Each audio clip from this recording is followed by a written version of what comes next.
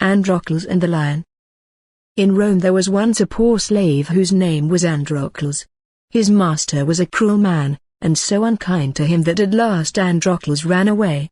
He hid himself in a wild wood for many days, but there was no food to be found, and he grew so weak and sick that he thought he should die. So one day he crept into a cave and lay down, and soon he was fast asleep. After a while a great noise woke him up. A lion had come into the cave, and was roaring loudly. Androcles was very much afraid, for he felt sure that the beast would kill him. Soon, however, he saw that the lion was not angry, but that he limped as though his foot hurt him.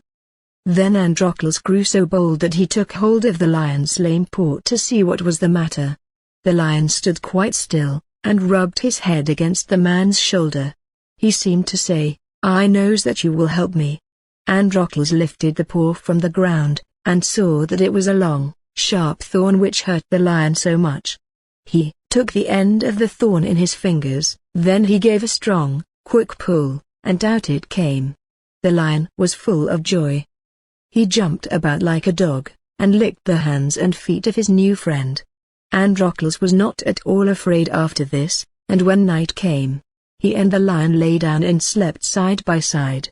For a long time, the lion brought food to Androcles every day, and the two became such good friends, that Androcles found his new life a very happy one.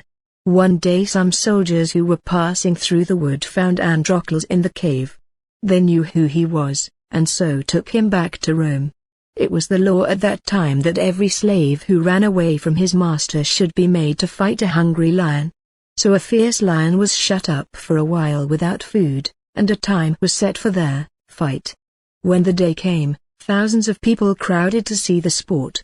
They went to such places at that time very much as people nowadays go to see a circus show or a game of baseball. The door opened, and poor Androcles was brought in. He was almost dead with fear, for the roars of the lion could already be heard. He looked up, and saw that there was no pity in the thousands of faces around him. Then the hungry lion rushed in. With a single bound he reached the poor slave. Androcles gave a great cry, not of fear, but of gladness. It was his old friend, the lion of the cave. The people, who had expected to see the man killed by the lion, were filled with wonder. They saw Androcles put his arms around the lion's neck, they saw the lion lie down at his feet, and lick them lovingly. They saw the great beast rub his head against the slave's face as though he wanted to be petted. They could not understand what it all meant. After a while they asked Androcles to tell them about it. So he stood up before them, and, with his arm around the lion's neck, told how he and the beast had lived together in the cave. "I am a man," he said, "but no man has ever befriended me. This poor lion alone has been kind to me, and we love each other as brothers. The people were not so bad that they could be cruel to the poor slave now.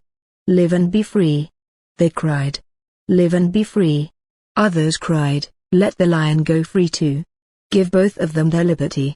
And so Androcles was set free, and the lion was given to him for his own.